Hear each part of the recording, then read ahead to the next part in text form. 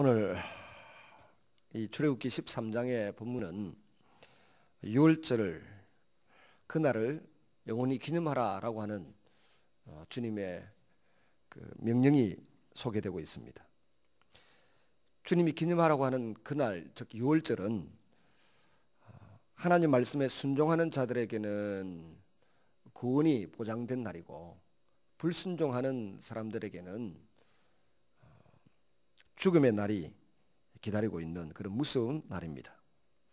이스라엘 백성들에게는 430년의 종살이의 사슬이 끊기고 새로운 출발을 하는 날이기 때문에 무엇보다 기억하고 기념해야 하는 그런 날입니다.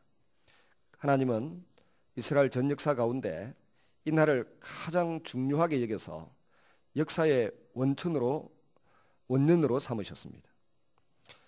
출애굽의 하나님으로서 자신의 존재를 드러내시고 이스라엘 백성들을 내 것이다, 내 소유다라고 삼으시는 기원이 있는 의미를 여기에 부여하십니다.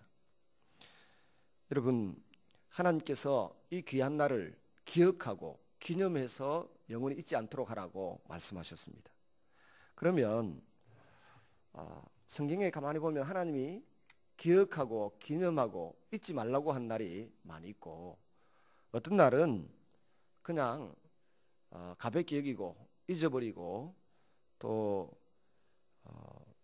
빨리 그 기억 속에 지워버리는 것이 좋다, 그렇게 말씀하시는 날도 있습니다. 그래서 따지고 가만히 생각해 보면 여러분, 기억하고 되새김질하고 묵상하면 할수록 좋은 것이 있어요. 그런가 하면 정반대로 기억하고 되새김질하고 묵상하면 할수록 자신을 해치고 자신을 망하게 하고 힘들게 하는 나쁜 것도 있습니다. 그걸 어떻게 구분할 수 있을까요? 하나님의 말씀을 기억하고 묵상하고 붙들고 매달리면 매달릴수록 믿음이 자랍니다. 또 영적으로 성장합니다. 사람이 건강해집니다. 하나님이 사람에게 주신 모든 역량이 다 발휘될 수 있도록 큰 능력이 나타납니다. 근데 반대로 우리가 상처를 많이 기억한다, 남이 나에게 서럽게 했다, 힘들게 했다, 나를 속상하게 했다, 이거 많이 기억하고 되새김질하고 묵상하고 살면 그것 때문에 온갖 질병에 시달립니다. 신경성 질환에 시달리고 불면증에 시달리고 갑상선이라든지 여러 가지 어려움에 사로잡히게 되는 경우를 보게 됩니다. 그래서 하나님이 기억하지 말라고 한 것은 빨리 잊어버려야 돼요. 그러나 하나님이 기억하라고 한 것은 우리가 제대로 생각해서 그 의미를 되새김질하고 잘 기억해서 살면 우리의 삶에 유익하다는 것입니다. 그런 의미에서 주님이 오늘 유월절을 기억하고 기념하여 지키라, 이것은 그 백성들에게 아주 큰 기쁨의 날입니다. 하나님이 자신들을 너무너무 사랑하신다고 하는 것을 잊지 않는, 되새김질하는 그런 날이 바로 유월절이고, 이걸 기념하면 할수록 그들은 하나님의 백성으로서 존재감을 가지게 되고 자부심을 가지게 되고 긍지를 가지게 됩니다.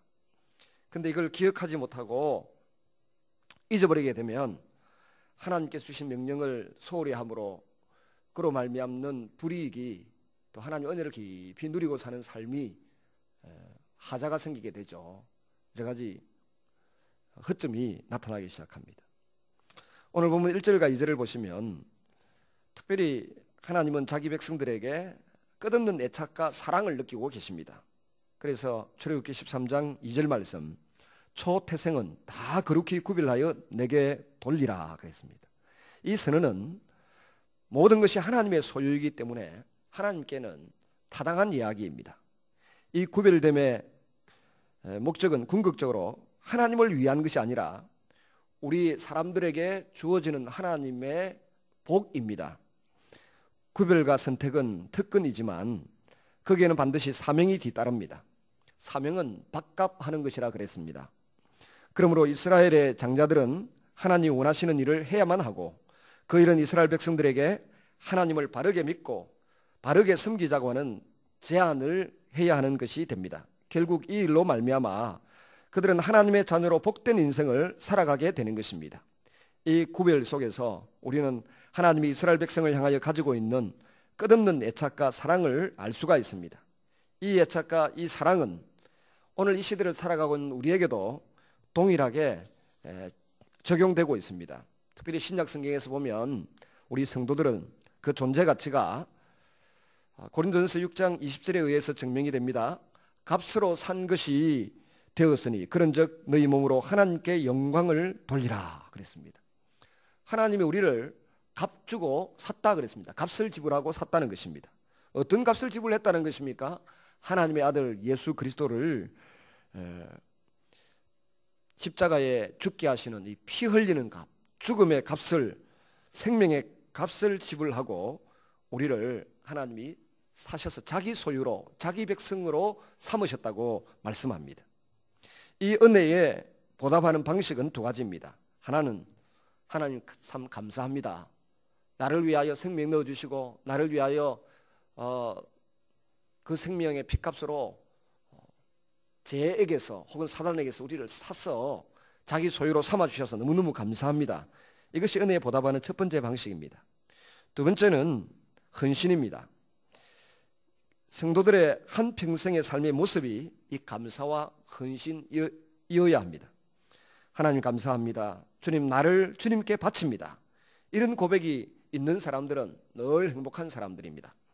로마서 12장 1절에 보시면 그러므로 형제들아 내가 하나님의 모든 자비하심으로 너희를 권하노니 너희 몸을 하나님이 기뻐하시는 거룩한 산 제사로 드리라. 이는 너희 드릴 영적 예배니라 그랬습니다. 사도 바울은 주님이 자신의 생명의 핏값으로 우리를 사셨다는 것을 알기 때문에 우리의 몸을, 우리의 삶 전체를 하나님이 기뻐하시는 거룩한 산 제사, 헌신하는 삶을 살아라고 그렇게 권면할 수 있었던 것입니다. 두 번째는 오늘 17절에서 19절에 보시면 하나님의 세심한 배려, 우리를 향하신 하나님의 크신 마음을 읽어낼 수 있습니다. 이스라엘 백성이 애굽을 떠나왔지만은 여전히 불안한 마음이 있었습니다. 그것이 바로 왕이 그 마음을 바꾸어서 뒤쫓아오면 어떡하나 하는 불안과 염려가 그들을 포위하고 있었던 것입니다. 이것을 알고 계셨던 하나님은 그들을 홍해의 강약길로 인도하셨습니다. 이는 약자들의 약함을 아시는 하나님이 그들에게 피할 길을 열어주신 것입니다. 하나님은 이스라엘 백성들이 애굽을 떠나오던 그날에도 양이 없으면 염소로 대신하게 하셨습니다. 집안 식구가 모자라면 이웃과 함께 양을 잡을 수 있도록 하셨습니다.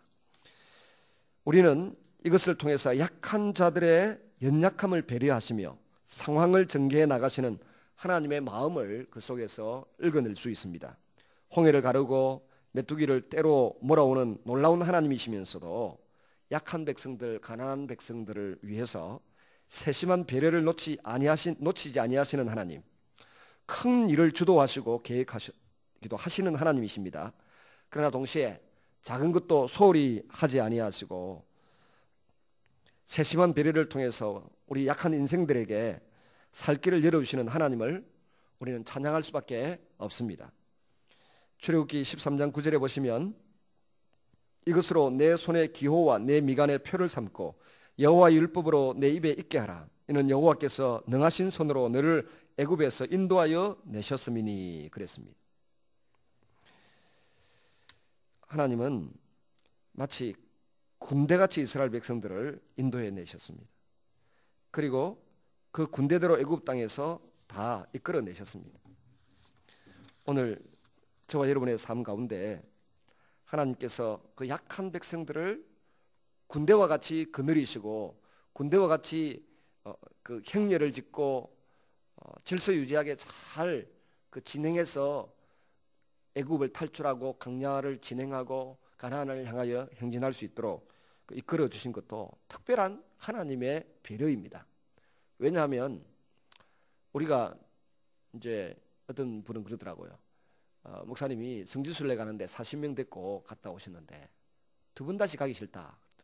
그리고도 4번이나 갔다 오셨대요. 본인은 가고 싶지 않을 정도로 다 아는 코스이고 일정이지만 신앙교육을 위해서 성경 이해하는 데 도움이 된다고 40여 명을 한 4차례 걸쳐서 성지순례를 모시고 갔다 오셨어요. 그런데 갈 때마다 이 사람 40명을 인솔하는 게 보통 신경 쓰이는 일이 아니지 않습니까? 근데 모세가 이스라엘 백성들을 예를 들어 약 300만 가까이를 이끌고 인도해 나오는데 야, 그 얼마나 신경 쓰이겠어요. 그러니까 그 300명 가까이 되는 그 인원들을 제대로 이끌고 인도해 오기 위해서는 뭐가 필요해요? 군대의 대열이 필요하고 군대의 질서가 필요하고 군대의 그 어떤 그 행적이 필요한 거죠. 즉 군대의 어떤 그 조직과 대열을 맞추고 줄을 맞추는 그것이 없으면 그 300만 되는 사람들을 그 에집트에서 이끌어내어 가지고 광야를 행진하고 진행하는 것이 힘들지 않겠습니까? 우리 어린이집 유치원 그 초등학교 아이들 소풍 간다 할 때 그 조물하게 몇 명들 이끌고 여러분 어디까지 안전하게 이동하는 게 얼마나 힘들겠습니까? 근데 오늘 본문에 보면 군대같이 인도해냈다 이 말은 강한 자는 강한 자대로 약한 자는 약한 자대로 자기 역할을 감당하면서 딱 질서를 정연하게 지키면서 또 보호를 받으면서 그 가려고 하는 지점까지 안전하게 이동할 수 있는 방편이 되는 거죠. 그마저도 약한 자들을 배려하시는 하나님의 마음이 그 속에 담겨져 있다고 보아도 무방한 것입니다. 오늘도 저와 여러분은 아주 스케일이 웅대하시고 크신 하나님도 생각하지만 연약한 자를 향해서 세심한 배려를 아끼지 아니하시는 하나님의 속 깊은 이 사랑도 경험하고 체험하는 그런 성도님들이 되실 수 있기를 주님의 이름으로 축원합니다.